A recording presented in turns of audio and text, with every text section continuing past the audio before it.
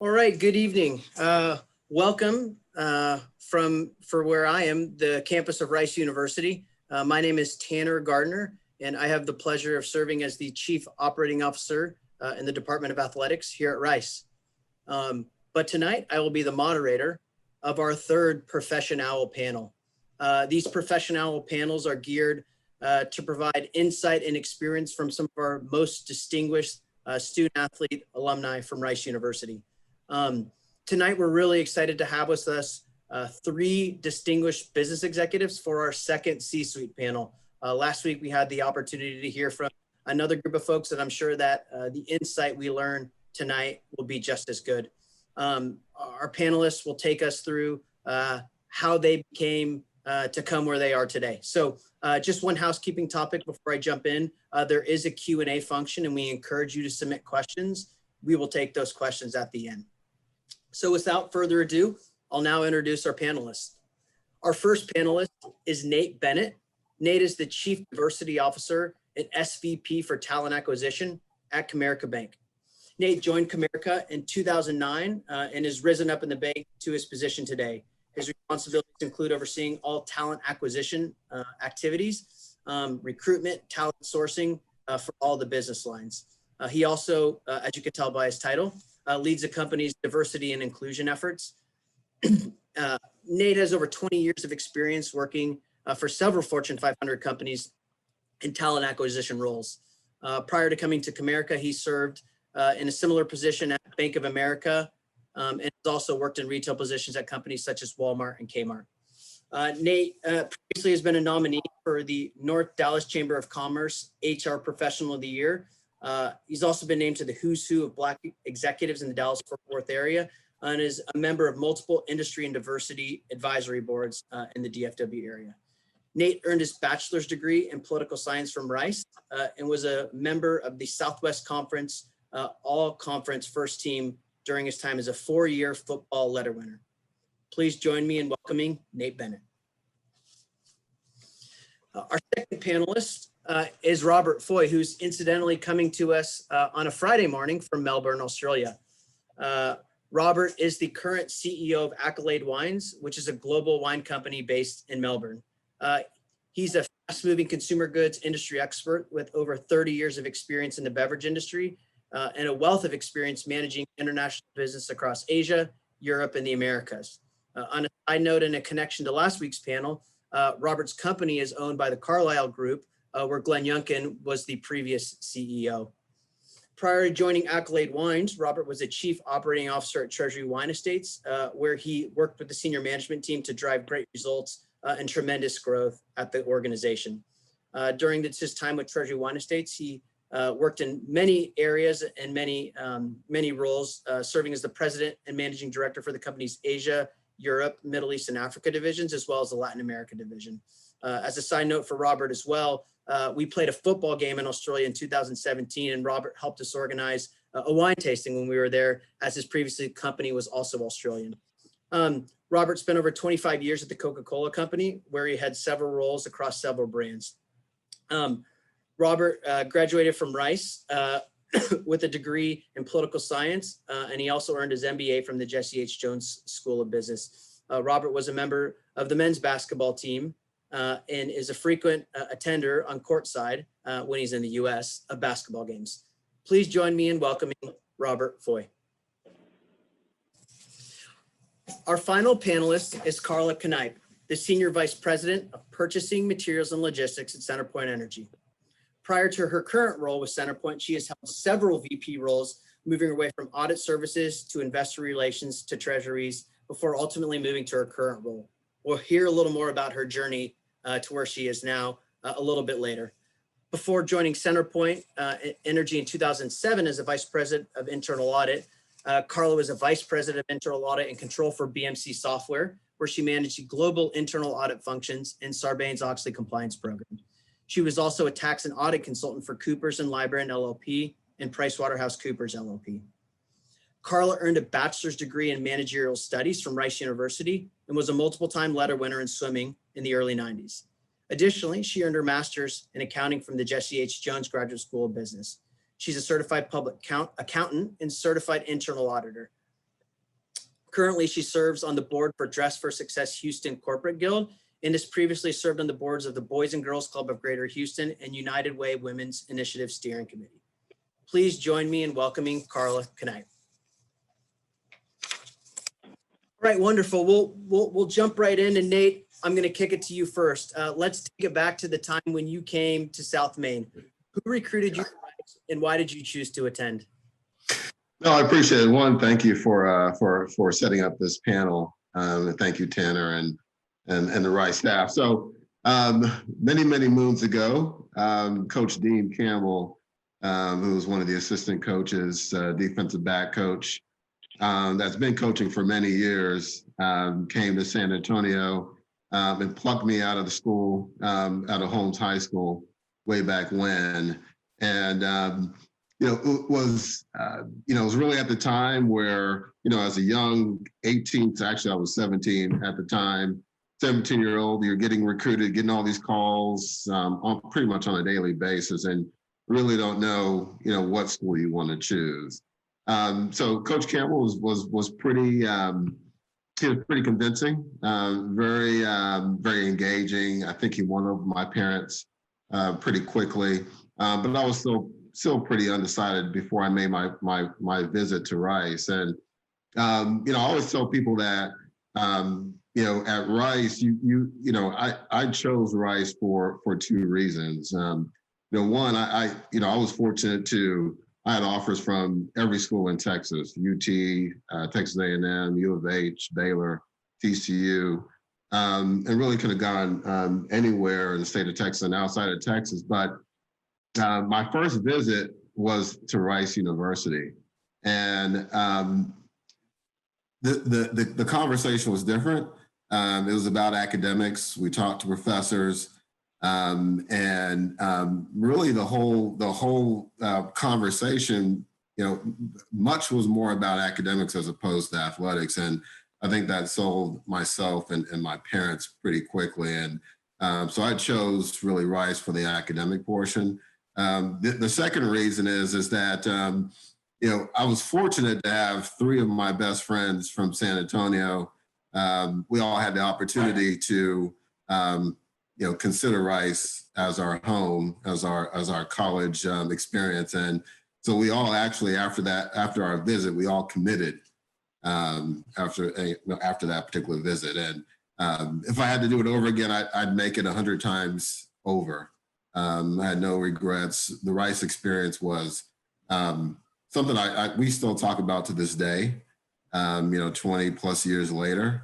The time that we had, the experience that we had, and the people, and the relationships that we made has just been tremendous. But those are really the two reasons why I selected Rice. We'll go next to you, Robert, another Texan. Tell us about how you made your way to South Main. Sure. My experience was totally different than Nate's because nobody recruited me anywhere. So I had to recruit myself. My senior year in college, I had a collapsed lung. So I basically missed my whole senior season of basketball. I definitely barely got into Rice. I applied, academic and got waitlisted. My sister was already at Rice, and she so I got an experience of seeing it and what a great environment it is. It was the best school in the South for sure. It's continued to get even better. It had a small school atmosphere, which I thought was really neat. And the whole college system was really cool. So I was waitlisted and just kind of waiting to hear. And then the NROTC called me and said, if you'll join NROTC, we can maybe help you a little bit in terms of your entrance because they get preference. And I said, well, I'll give it a try for sure. I don't know if I explained it to him that way. I said, yeah, absolutely. That sounds wonderful.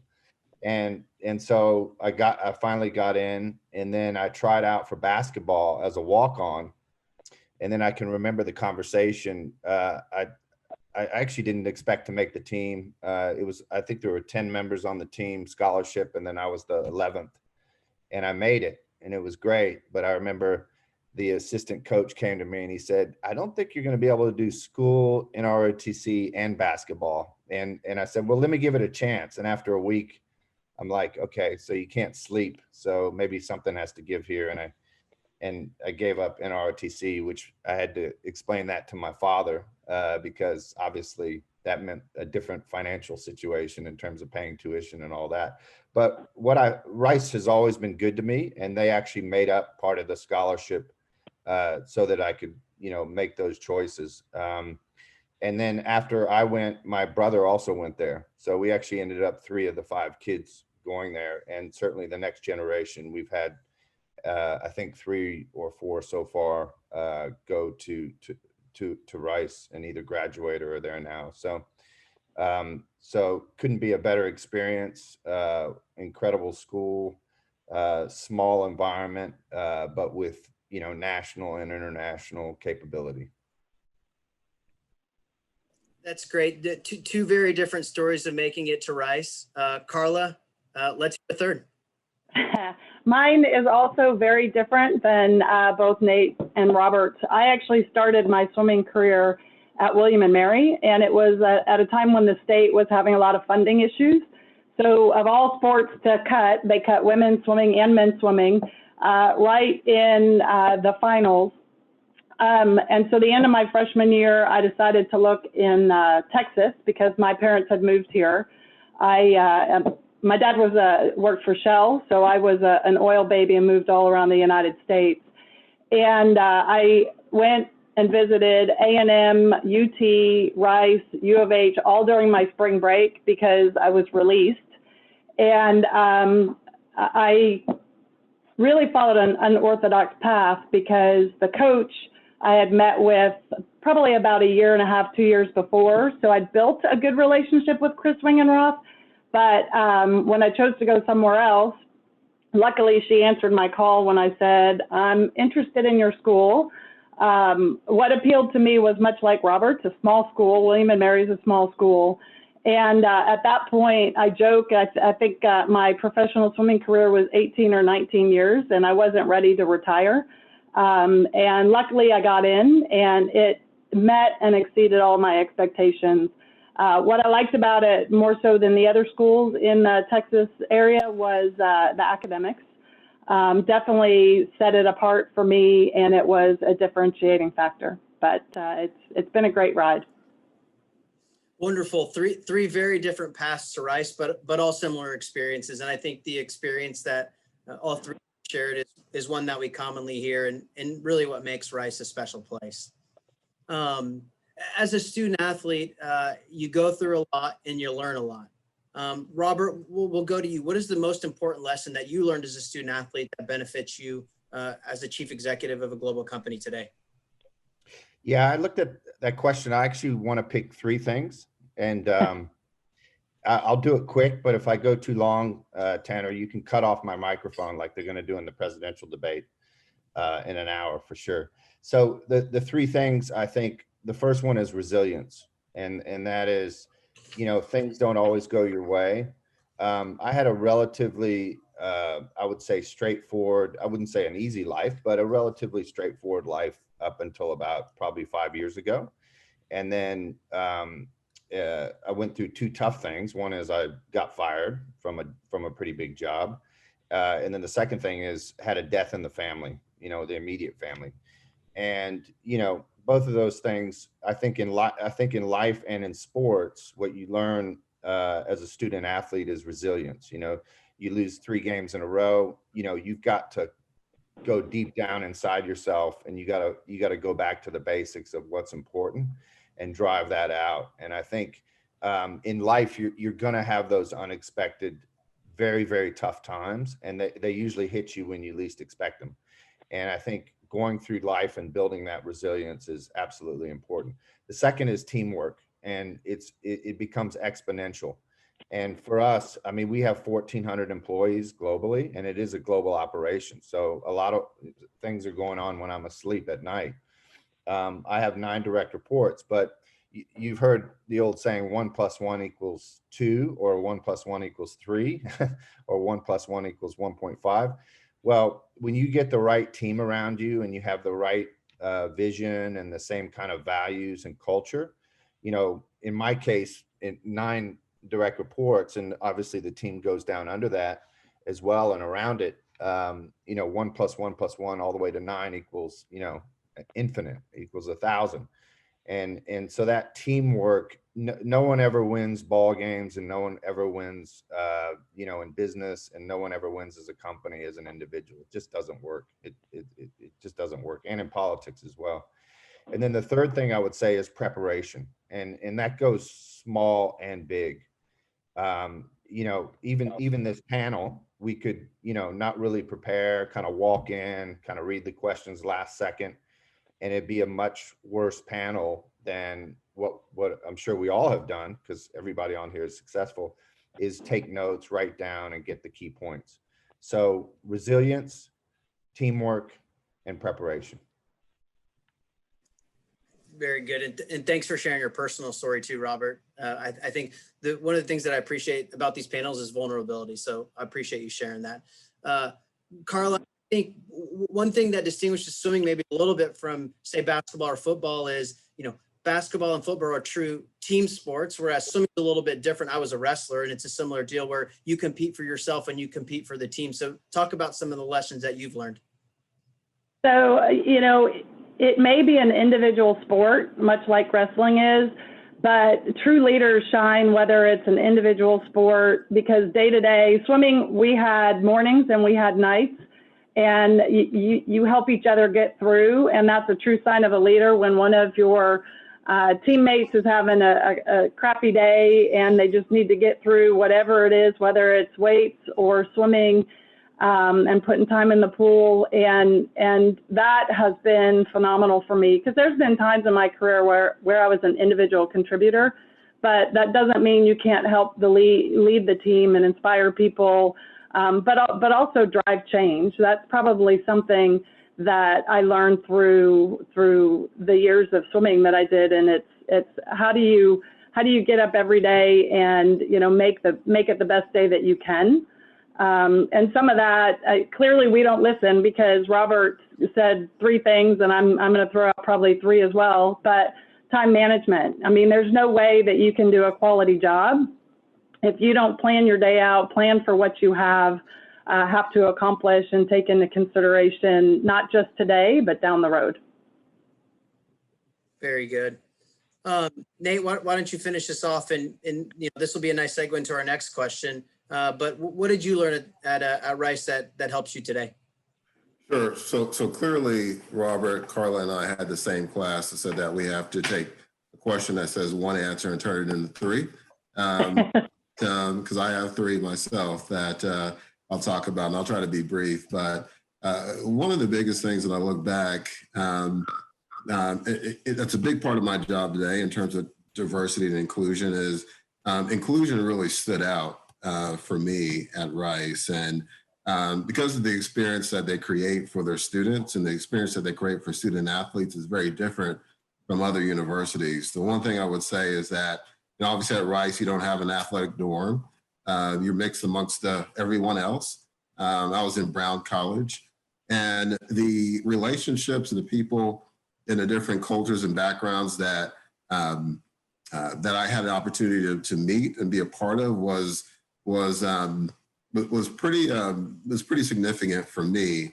The relationships that we had, and the support that we got from many of the students that weren't athletes from our college, that would come out to the games, support us. They would, in our room, they would decorate. We had some friends, they would decorate our room and stuff before games. So it was kind of like a nice little family feeling. And so that feeling of inclusion was really important. And Rice not having sororities or fraternities, understand the whole inclusivity part of it. I like that fact. The second thing I would say is seeking feedback. The opportunity, one of the things that attracted me to Rice is that the professor, the ability to seek feedback and talk to your professor on a regular basis was, at least for a student athlete, was critical. Because when we went on road trips, coaches, we couldn't take books. It may be different now, but they didn't allow us to take books, do any study, any homework, and we had to communicate on a regular basis with our professors, or else we would get behind. So the level of communication and seeking feedback learning at that level, ages 18 to 22. I mean, it was just phenomenal. And really the last thing I would say is about accomplishing anything that you put that you set out to do. When we came in, Rice was on an incredible losing streak in terms of losing seasons. And, the group that we came in with, we put our head together. We said, by the time we're juniors, we're going to have a winning season. We turned that into the first winning season our junior year in 20 plus years, first back-to-back winning seasons in football in 30 plus years. So, just accomplishing that together, knowing that you can do that by putting your mind to it was really the three things that I got out of Rice. I think you're on mute, Tanner.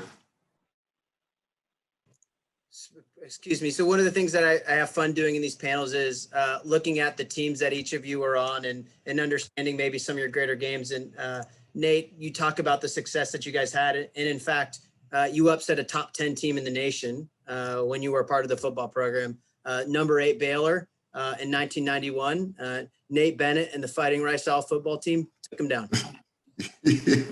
Yeah. That was a fun experience. And we actually had a lot of the students came down to Waco for that particular game as well. So that was a good experience. Nate, let's stay with you. You talked a little bit about what you learned as a student athlete that helps you today. Talk a little bit about how you leverage those skills to get your first job and then kind of turn it around a little bit. As the head of talent acquisition at Comerica Bank, what are you looking for when you're hiring people? Yeah, I wish I had a better story for everyone, but really once again, you're young and I was young. You really didn't know exactly what you wanted to do.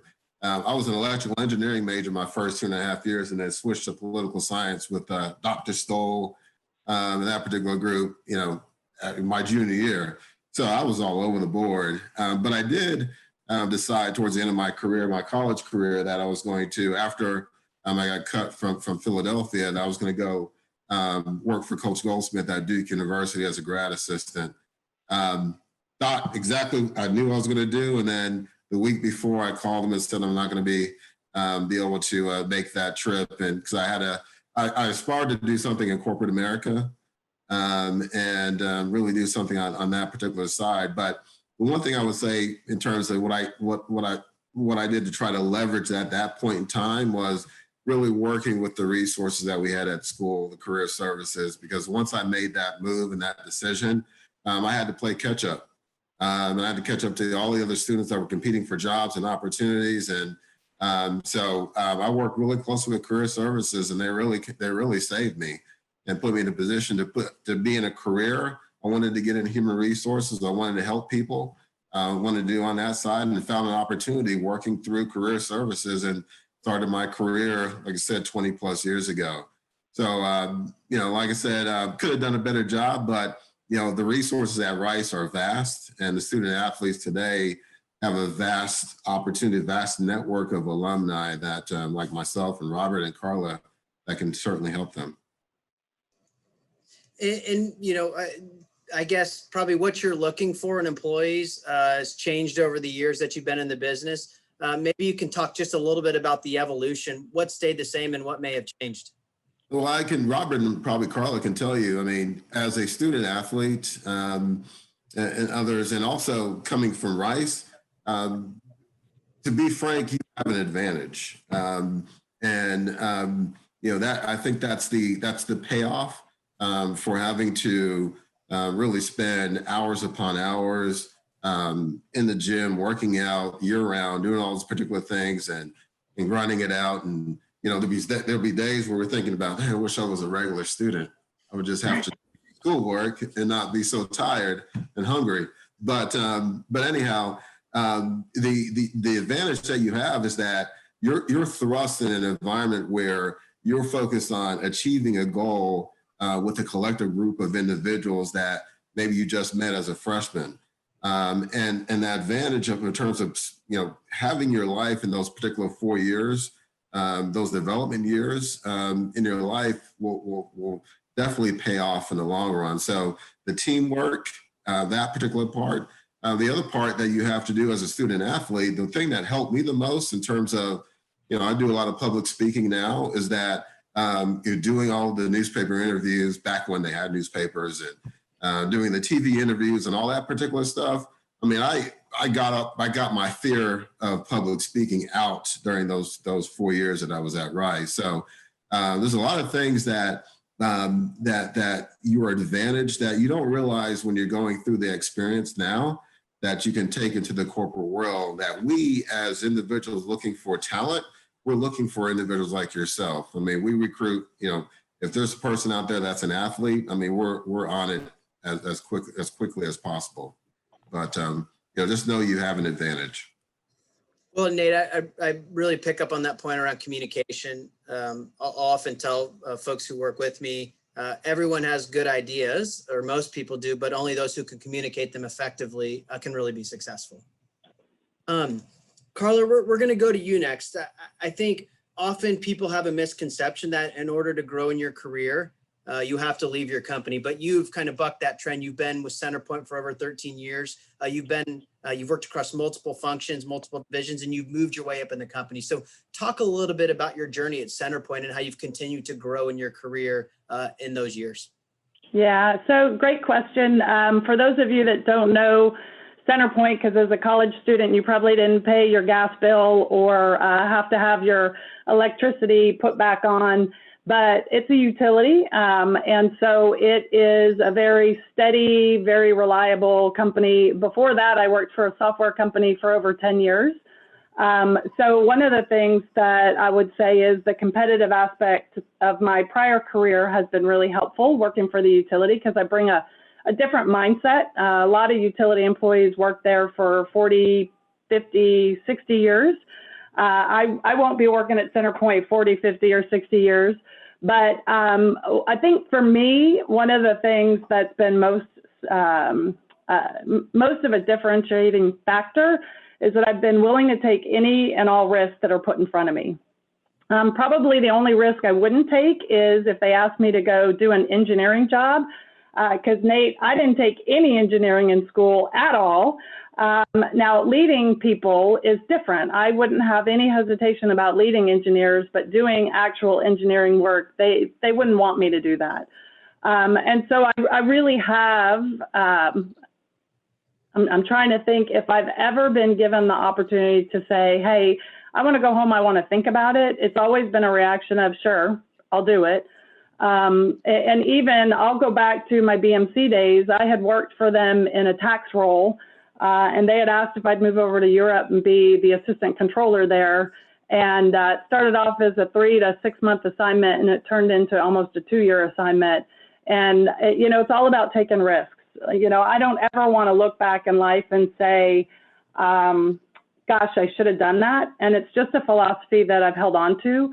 I've also learned a lot about myself, and that as long as I'm learning and I'm continuing to be challenged and I'm adding value to wherever I am, whether it's a company that I work for or not for profit. And so I would say knowing what drives me is something that's also helped me be successful at Centerpoint. Very good. And speaking of taking risks and going to other countries, Robert, you can talk about that a lot. You started at Deloitte in Houston, but in your time working with Coke and Treasury Wine Estates, you've been to London, Hong Kong, Indonesia, Malaysia, and now obviously in Australia. And I probably missed some places in the middle. So why you've decided to spend your career primarily outside the US and what it's like to do that. You missed the biggest one, which is China, which is always a hot topic. Yeah, I'll just do it real quick. It's kind of a long story, but we'll do the 2-minute version. It started with a very much smaller idea, which is go to Hong Kong while I was working for a Minute Maid in Houston, go to Hong Kong for 2 years and help start the juice business over there. And it ended up being a much longer story, which was 19 years overseas. And then obviously I started this new job, which is in Australia this year. The first move from Houston to Hong Kong was very difficult to make the decision and to get, to actually move to Hong Kong. We had just had our first child. So the first child was about 8 weeks old. I just popped my Achilles tendon in a weekend warrior basketball game post college. It was obviously a new country. It was all the way around the world. Most of my family was in Houston, all those things. And I can remember constantly telling myself the first 3 months, oh, this is just 2 years, just 2 years. And then I basically realized something when I was there, and I just realized that the world is a very interesting place. And 2/3 of the global population is in Asia. I mean, America, I don't know what the latest population is, maybe 300 million, 320 million or whatever. And the total population of the world is 6+ billion. There's a lot of history and culture in the rest of the world. And what I found was that the business setting was quite dynamic because the rest of the world kind of had different growth rates than the US, a lot of emerging markets, fascinating history and diversity, and it was a lot of fun. And I think what I got out of that kind of after 2, 3, 4 years, and what really made it interesting is you start to look at the world differently. You look at the world as much more, what are the similarities around the world? And the world's a big place, but it's actually not that big, as opposed to looking at the world as there's the United States and the rest of the world. and that's just something that you get. And what you realize actually, and I lived in China 8 years, I lived in Indonesia 6 years, I lived in London, I lived in Hong Kong, and now in Australia, is that actually people around the world are the same. I mean, the governments do their politics and, point fingers and everything else, but people around the world are the same. They want to, they want their kids to have a better life than they did. They want their kids to be educated, to go to the best schools.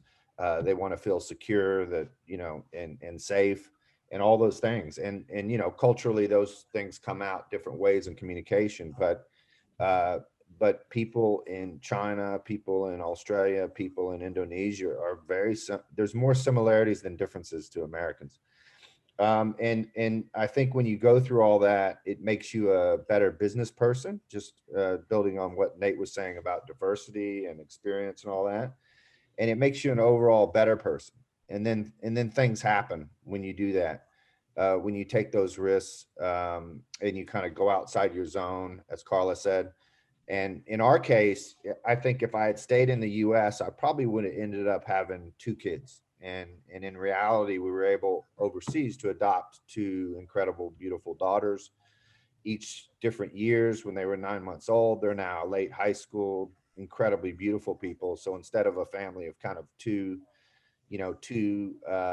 American boys, we've got 2 American world boys, and we've got 2, 1 Chinese and 1 Indonesian girl, and we're a family. We're one family, and it didn't matter who was born where or who's what.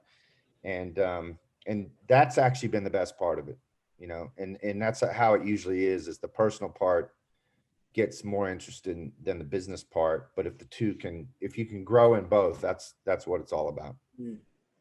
Well, and I imagine being in unfamiliar places brings the family closer together than ever. And having spent a little time with your family, I can certainly tell that. Yeah, definitely. So we live in a very interesting time right now. Unprecedented unrest and uncertainty are a few words that I would say describe our current society and economy. As leaders, you're forced to make decisions with rapidly changing information and not all the information. Would love to hear a little bit about how do you make decisions in this tough environment? And Carla, we'll start with you. Okay. Honestly, it's a really tough one because it depends on the situation you're in and the challenges. But if you have a good team around you, listen to what your team says. I'd also say be very observant, not just of what people say, but how they react in different scenarios, because you can learn a lot from how engaged somebody is in a discussion or not. And then at the end of the day, as a leader, you have to make a decision and not be afraid to say, I've got to change mid-course because it wasn't the right decision. And everybody's heard this before. If you don't make a decision, it is a decision. And it can actually really hurt an organization by not having the courage to make a decision. Yeah, that's good. And I think it's easy. I think it's easy to be paralyzed in times like this, especially when we're facing a situation that maybe we've never faced before. Nate, we'll go to you next. You work in the financial markets. The markets dropped substantially in March. They've recovered since, but how did you navigate that time? Yeah, certainly was a pretty chaotic time. I've been in financial services for about 16 years now, so we've been through a lot of peaks and valleys for sure.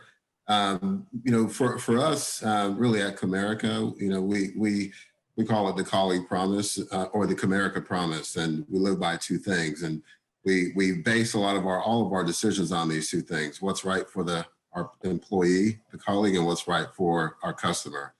And if we think about, regardless of what the situation is, whether it's products and services, or whether it's how we've navigated through COVID-19 in this time period, and what we do for our employees, it's always been on what's the right decision for those two entities. And we felt that when we do that, it's always the right decision for our shareholders. And ultimately, it ends up being a positive, because we create that retention of our employees, create that retention in our clients, and it does pay back once things start to right-size themselves. Now, obviously, you have all the other things that you have to do as a financial services organization, and hedging and all those particular things, and we manage through that on a regular basis. But we try to keep it simple. It's about our people, it's about our clients, and also the people in our communities as well. Yeah, and I think when you keep your values, when you define them and keep them at the front, that helps you make decisions. And working in an athletic department, the student athlete is first and foremost here. So if we always guide our decisions based off what's best for the student athlete, then we're going to make the right decision. Robert, you're navigating multiple countries, so the information asymmetry may be even more difficult. How have you worked through COVID, especially when you took the job right before it happened? Yeah, I think and what I say about decision making actually just builds on what everybody else said. So nothing necessarily new, and that's because I think we're all in jobs where we have to make decisions, and we get more used to it, which is great. But for me, decision making, honestly, in the tough times is the same as in the good times. And for me, in the tough times, there's actually just as much opportunity to pivot the company, or to grow, or to do things that set you up for growth in the future, as there are in the great times when maybe the growth is a little bit easier. I always use an 80-20 rule for sure with decision making. And obviously, if it's something around safety or core values or quality, it's not 80-20, it's 99.999, and then the rest. But for most business decisions, I use an 80-20 rule. Definitely not afraid to fail. I use definitely data and common sense, so I don't just use data. As Carla said, I definitely get the team around and just get a quick idea.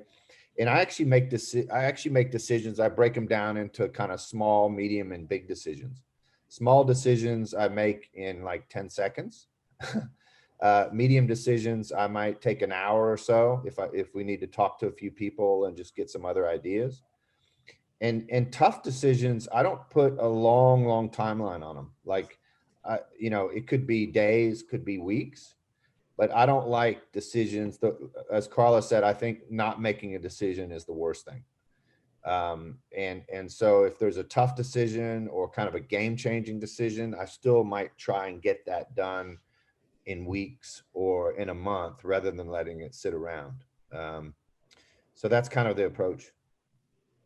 Yeah, and I think being a student athlete forces you to make quick decisions too. So, and thinking back to maybe the most important lessons you learned as a student athlete, how you guys talk about decision making in this are kind of one and the same. So I hope everyone's picking up on the themes in the panel. Before we get to Q&A, I'll at the risk of saying the wrong thing, maybe one or two. final pieces of advice that you'd like to share with maybe folks who are just starting their career or who are making their way up in their career? Nate, we'll start with you. Sure. So the one thing I would say that, for all you student athletes, make sure you at least go to one night of decadence dance. No, just kidding. School. I didn't get a chance to go to one until, because it's always during football season and we're always traveling until after we were done. But anyhow, no, the one thing I would say is that, Robert actually said it in his last comment in terms of where I've seen individuals grow and be able to grow their careers rapidly over a time period and reach the level that Robert and others have had as a CEO is that, not being afraid to fail. I know he mentioned it, but you really need to take that to heart because it's, for an individual in your career, you do have to take some chances. Carla talked about, taking on an opportunity that was supposed to be a short term, turned into more of a long-term opportunity.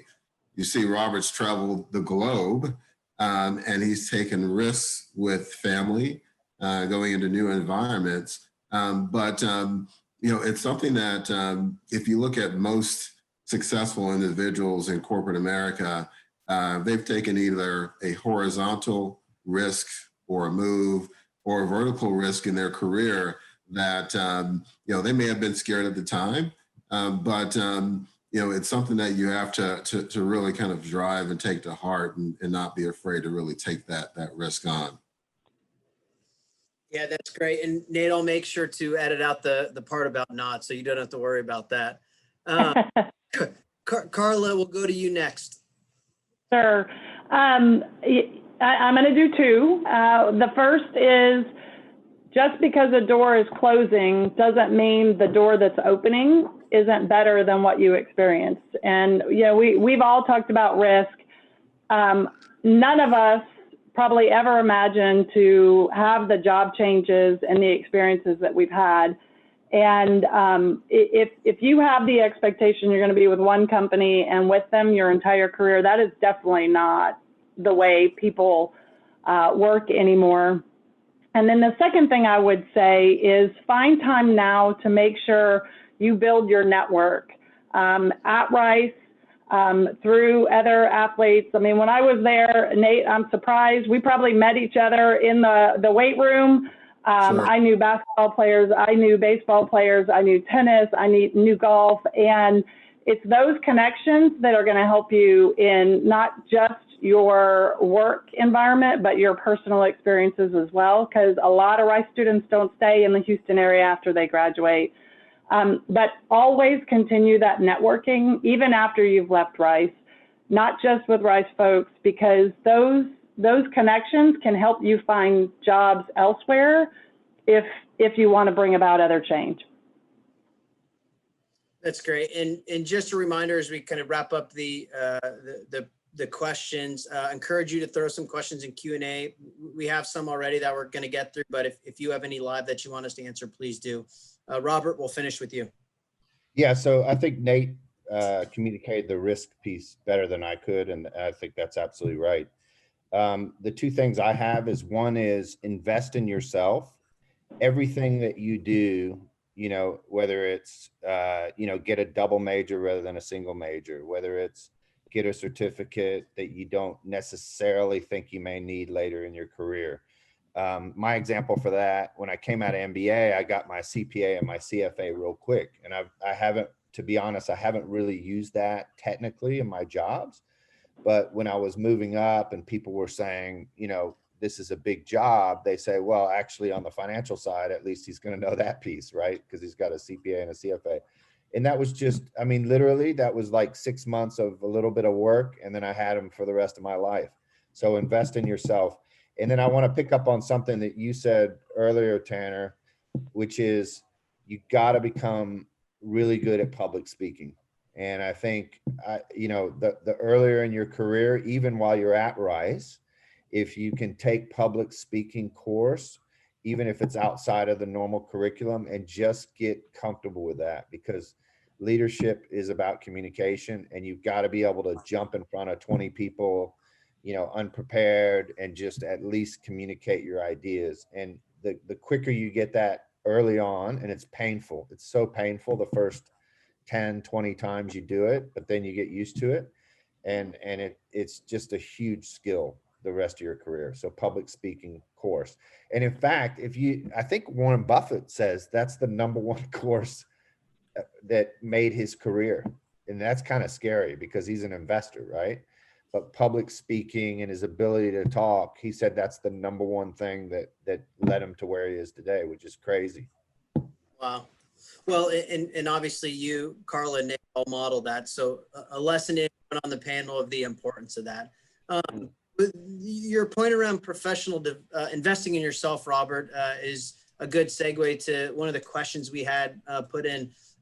Reading is one way that a lot of people work on professional development. What is a book that maybe one of you guys has read lately that you would recommend the group to read?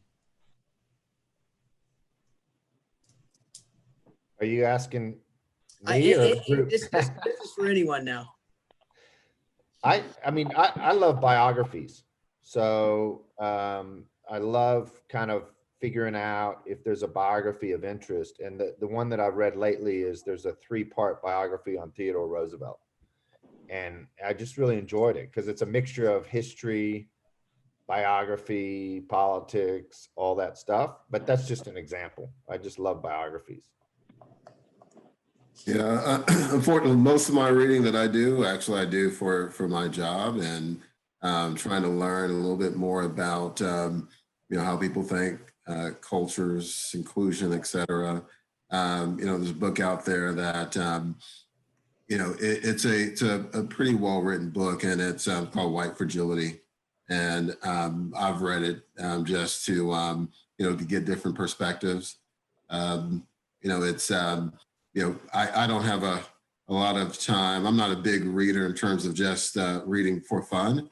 But you know, like Robert, I like to read a lot of historians as well, and also a lot of sociologists as well.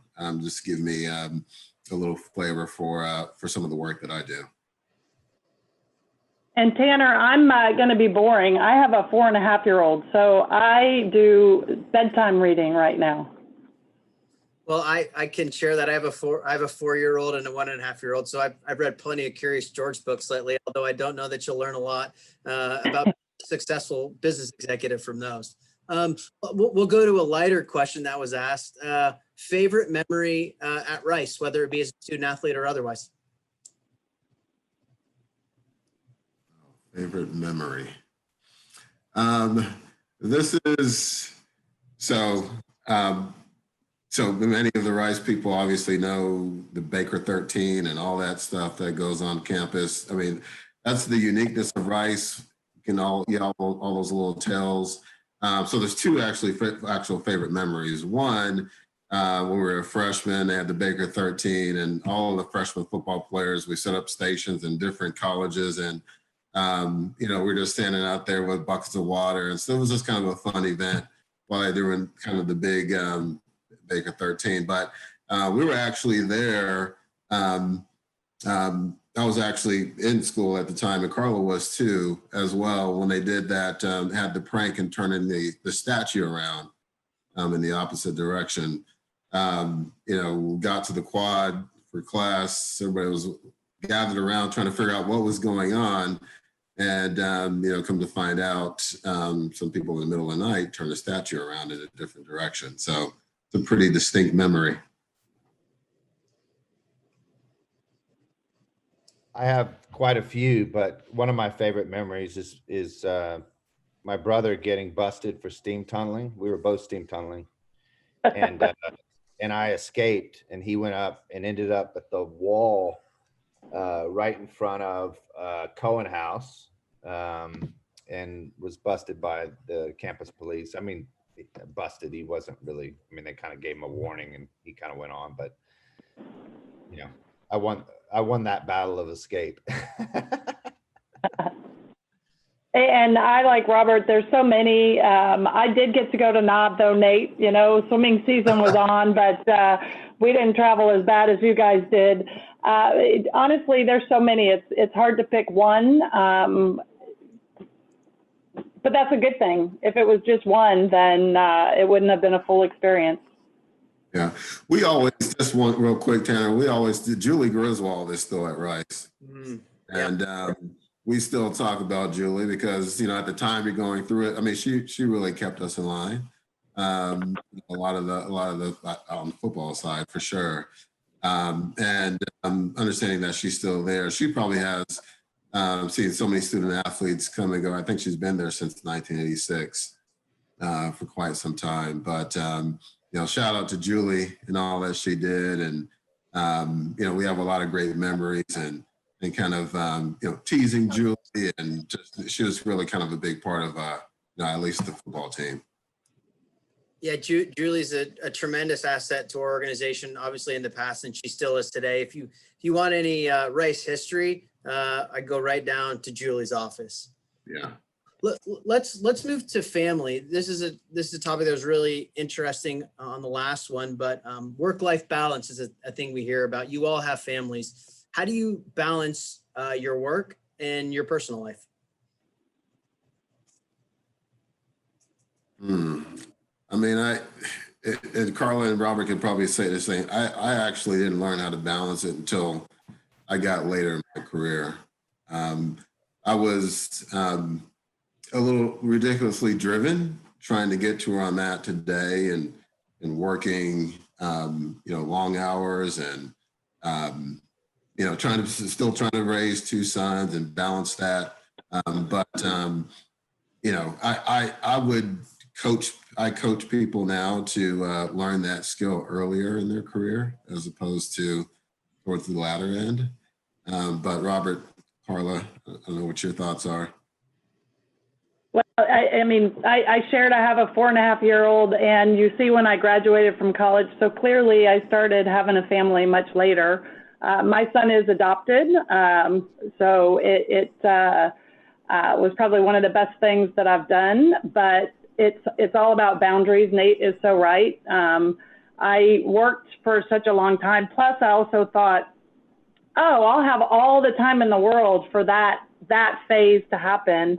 And it wasn't in the cards any other way than through adoption. And I've set up my support system so that I've got care coverage, but when it's time for me to leave, I leave, I go home. I don't work in front of him because I want to shut it down and I want to be present when I'm with him, which sometimes is really hard, and it means I put him to bed and then I work, but you have to figure out what works for you, because you can't ever get that time back if you don't take advantage of it now.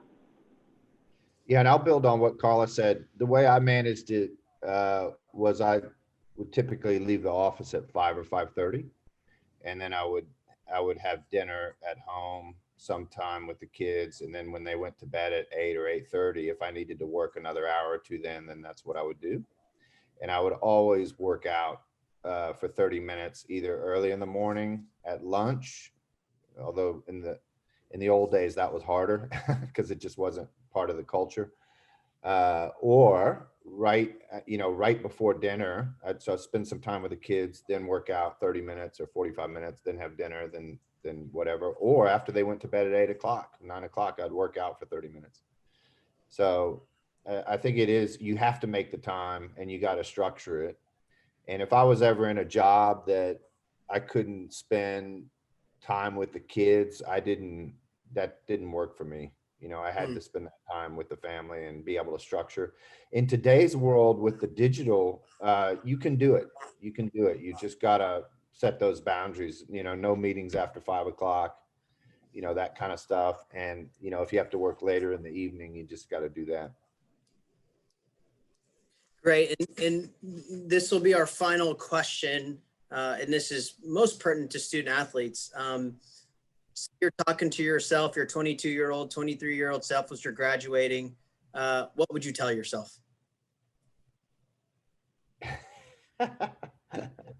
Yeah. Hang in there. Time's can get tough, but just keep at it. You're going to have some ups and downs, but building on what Nate said, you have an advantage. You're already in the top 5% in terms of opportunities. So you utilize those. Yeah.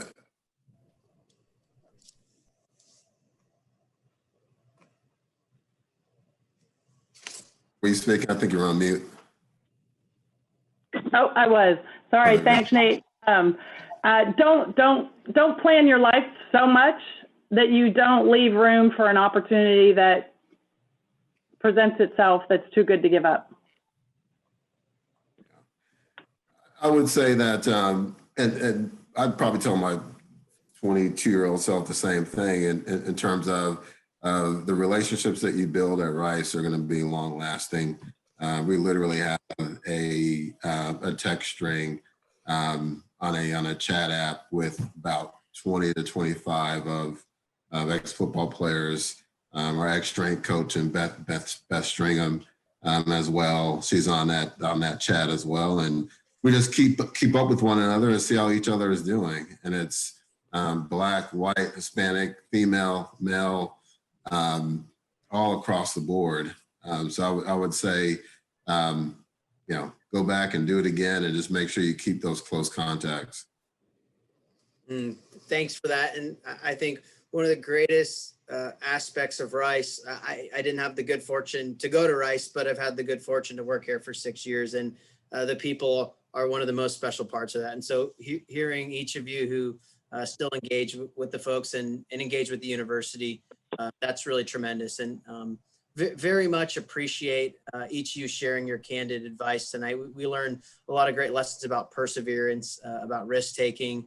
And I hope that what was shared tonight by Carla, Nate, and Robert resonates with you, and that you can take at least one specific thing from here that will impact what you do today. So just before we wrap, our next ProfessionOWL panel will be taking place on Wednesday, November 11th at 7 p.m.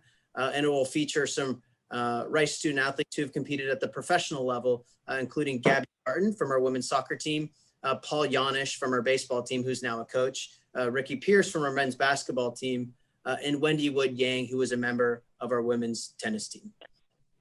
Thank you again, everyone, for joining tonight. Carla, Robert, Nate, really appreciate your time, and hope everyone enjoys a good Friday and a great weekend. Great. Thank you. Thank you, Tim. Bye-bye. Bye-bye.